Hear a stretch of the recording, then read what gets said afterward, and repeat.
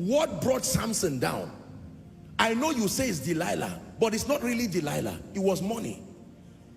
The Philistines called Delilah and said, listen, there is a man who has become a judge over Israel. This man has mysterious strength that one man can use the jawbone of a donkey and kill 3,000 Philistines. What army will stand before that man? We want you to, please, we will give you money. Can you help us to find out the source of his strength, and if possible, destroy that man for us?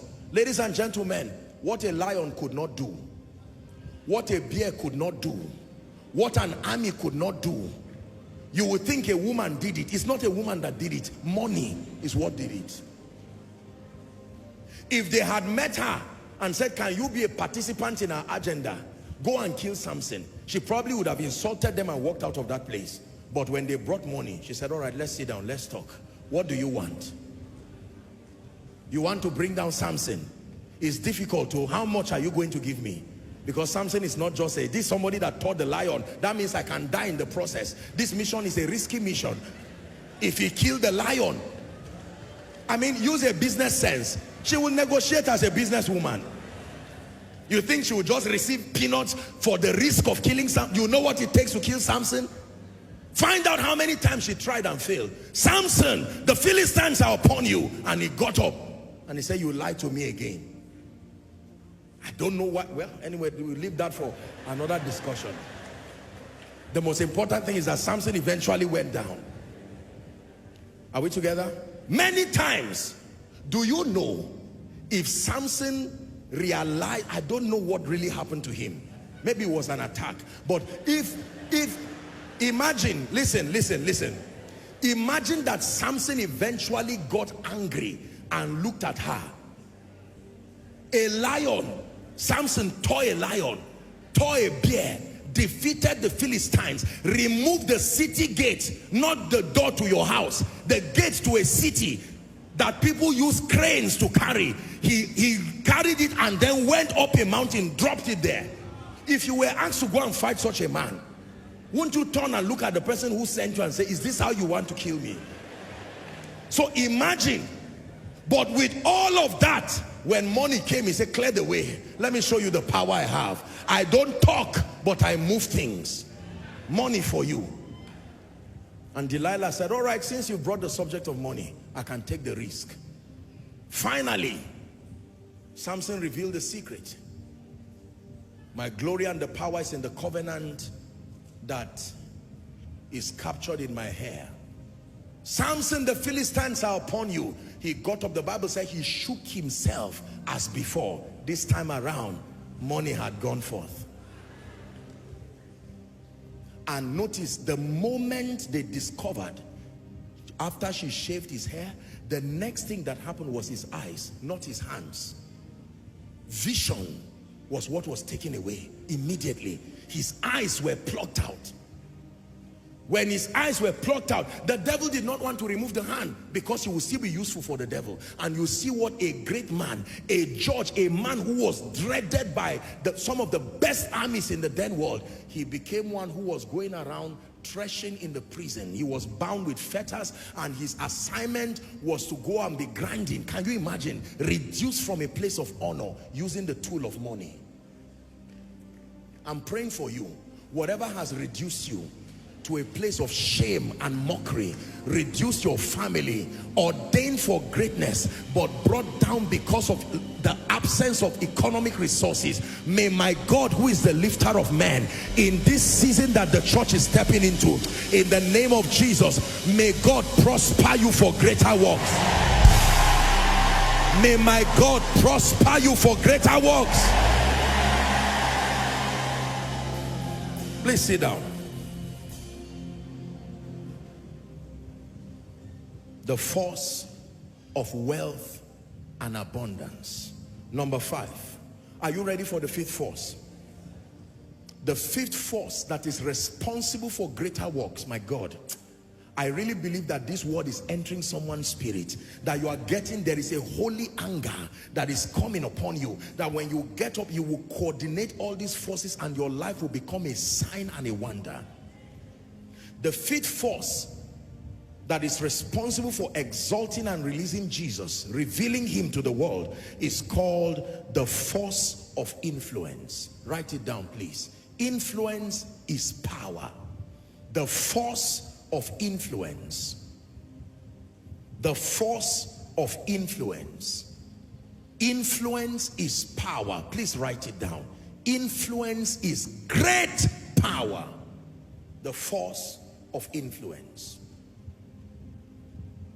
Influence, like money, are related. They shape civilizations. They define people's understanding. They define people's thinking. They define people's values at any given point. Can I tell you, our world today is not just going at the mercy of time. Our world today is a reflection of the mindset of certain influential people, godly or otherwise, from technology to sociology to the language we use, the way we raise children, the way family is run. Are we together now? The way ministry is run, the way businesses are conducted. Civilization, influence literally shapes civilization. What does it mean to influence? Number one, the capacity to have an effect.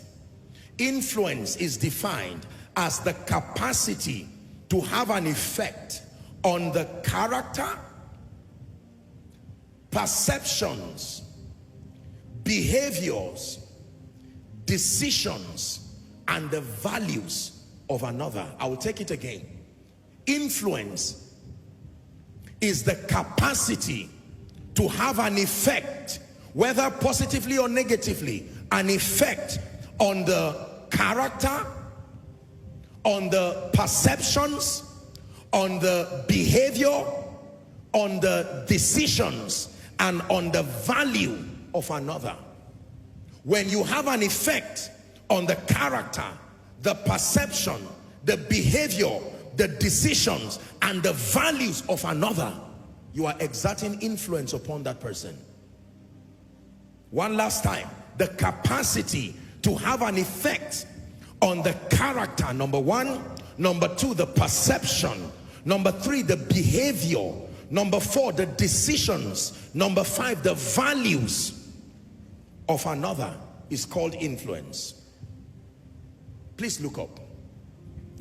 This concept of influence is very powerful and is very profound, because you see, a handful of people historically and even now are the ones who are always responsible for shaping and defining the narrative of a civilization. Are we together now? That people, a crowd of people, will usually model their lives after an individual or a set of individuals that they consider to be worthy of emulation. They call them all kinds of names. Role models. Some will call them celebrities. Some will call them influencers. Some will call them, you name it. You know all the names. And unfortunately, some of these people have been positive role models in terms of bringing values that shape society properly. But many of them, sadly, have been very wrong and destructive models. There are children today who have no business learning certain things except that someone they admire. You see, the psychology of influence is the moment you like someone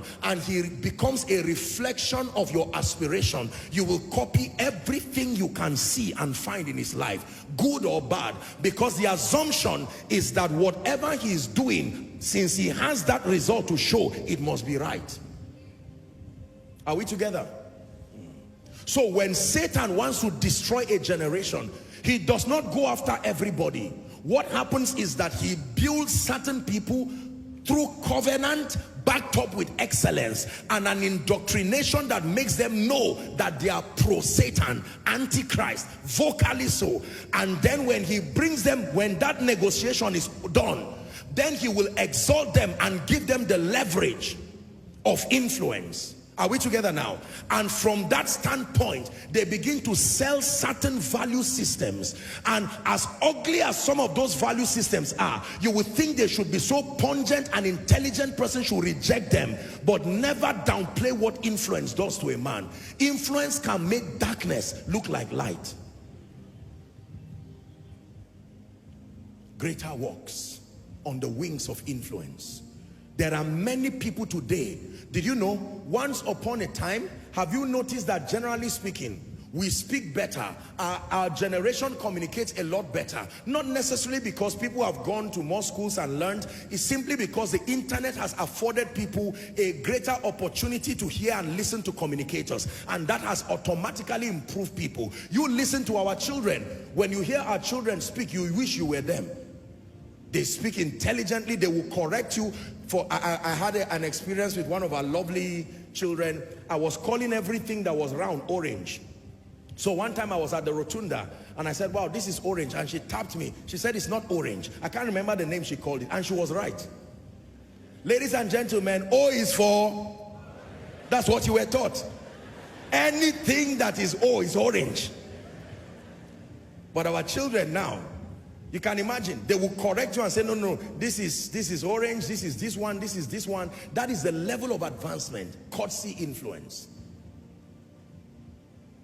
Children learn now at a remarkable pace because they have audiovisuals that help support their understanding. Pictorial representations of the things. Biology used to be a nightmare, chemistry, physics, but now children laugh while they are learning. When they fail, the teachers call them and say, were you in your right state of mind? Are you okay? We can repeat the test. You know what happened when you were writing your test. You carry your result and start crying before you get home, because you know exactly what will happen, and what you are expecting is exactly what will happen. I leave you to guess whatever it is. I will not say it. Oh yes, you know. You knew exactly what was going to happen. Now results are released in e-versions. You don't have to wait, join any queue and do anything. I'm just saying that influence shapes civilization. Are we together? Very, very powerful and profound. It then means that if believers are going to do greater works, we must trust God for grace to ascend heights and realms where our life becomes visible and clear. Are we together? In an elevated platform where people can see the life of God in you. I like Jesus. Matthew chapter 5, 13 to 16 is the most concise capture of the confluence, the whole idea of influence. Jesus says it this way: ye are the salt, Matthew 5, 13, of the earth. Ye are the salt. Ladies and gentlemen, you know what salt is able to do. One pot of rice does not require one pot of salt to taste well. Are we together? Look at the ratio of the salt that must be added to a pot of rice to make it taste well. Say influence. So when you see a bag of salt and a bag of rice, you are not holding the same thing. If you mix them ratio 1 to 1, you destroy that meal. Am I right on that? So light is even a greater expression of influence, because light does not have to be everywhere to shine everywhere. Just put it at one point and give it room to shine, and it gives light to everyone in the room. It says, neither do men light a lamp and put it under a bushel. Watch this. The light is put on a candlestick and kept on a bushel, and the whole room is illuminated by that light. And Jesus says, you are that salt. Don't say we are few.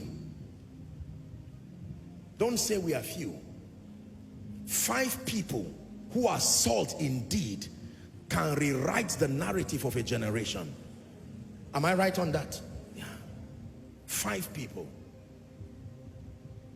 And then he says, you are light. Look at the sun. As we know, every time I use the example of the sun, I learned the power of influence. Did you know that if you ask the sun, what do you do about darkness? The sun will tell you, I have never seen darkness. I don't even know it exists. The concept of darkness is the rotation of the earth in a way that the sun does not reach it. But as far as the sun is concerned, from its creation, there has never been darkness. Because from that standpoint, isn't it brilliant? When you are traveling, especially transcontinentally, you see the wisdom and the beauty of the sun.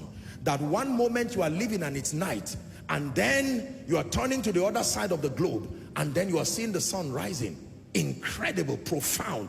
You go to other parts of the world where at about 8 or 9 it's still bright, and then all of a sudden the brilliance and the wisdom of God. No wonder he says you are salt and he says you are light.